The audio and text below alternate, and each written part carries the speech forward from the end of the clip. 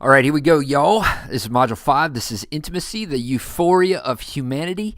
And this is video number 1, From Surviving to Thriving. This is part 1. We've actually decided to make this into 2 parts because it just got a little long. So here we go. As I shared with you in Module 1 about my daily routine, in the afternoon I like to go to the gym and I like to listen to podcasts and I like to work out. And one day I was listening to a podcast of a famous life coach who coaches the most wealthy people in the world. In fact, of all the top clients, they're not millionaires, but they're billionaires, right? And on this podcast, he made the statement that most people are miserable. And in fact, all but a handful of his billionaire clients aren't happy, feel like victims, and don't like the stress that accompanies their status. There was a study done back in the 15th century. It's actually a devastating, horrible study, right? It was a study of children. This was a king. It was King Frederick II. And in order to protect and make a pure human line, this is his reasoning, he decided to withhold contact and touch from children from the first few months of their lives. He wanted to make a pure gene pool that wasn't contaminated by other humans. And you know what happened? All of them died within about 3 months. It is my desire that all humans thrive, everyone from millionaires to billionaires to those who were abused and neglected, and it's also my desire that all humans know their basic operation to thrive in the world. Trust. Y'all, we were designed to live out of trust, and we were designed to lean on each other, right?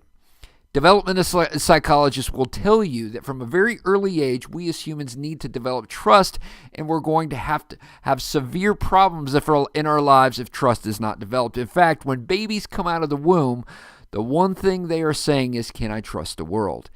And if it hasn't been developed, or you haven't gotten to a place where trust so that you can thrive in life, you will resort to surviving. Let's go back to the babies that King Frederick II killed. Babies have needs like all humans have, right? We all got basic needs. And the only thing that babies can do is cry. They cry because they're hungry, cry because they need change, or cry because they want to be held, right? They have needs and can express those needs through crying. The caregiver needs to figure out and meet that need. And when that need is met, the child begins to trust. But when the need isn't met, the child doesn't trust, right?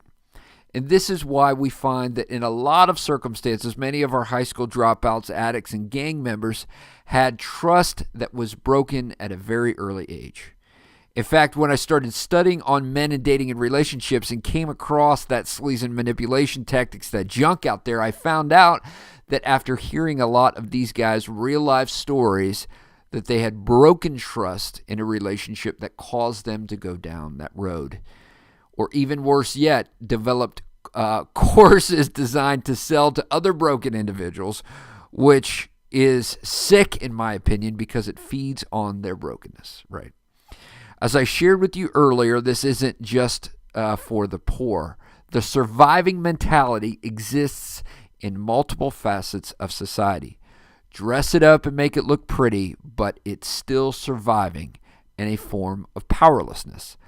We were made to be in relationship. We were made to thrive in relationship.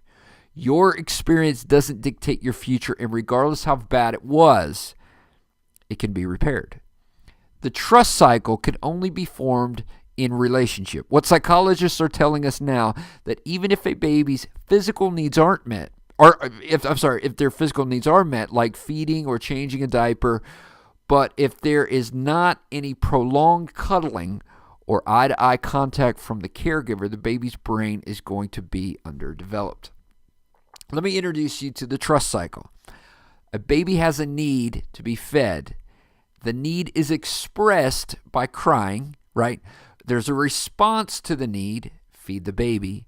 The need is satisfied, the baby stops crying, and the result is that the baby is comforted. So here's what that cycle look like, right?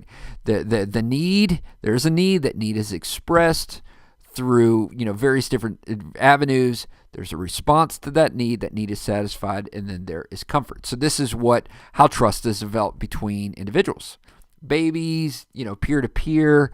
This is the trust cycle.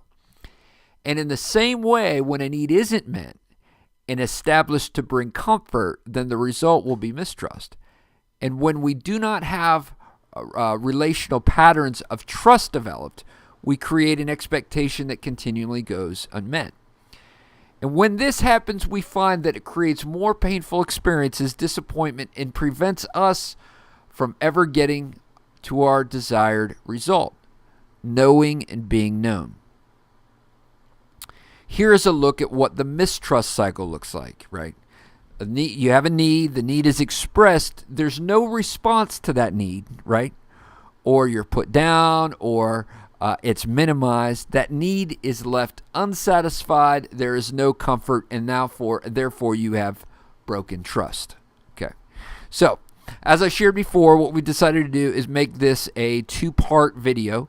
So my next train of thought begins at the very beginning of the next video. So what I want you to do is we're going to jump right in and continue on into part 2. So go there now, and we are going to dive right in. All right,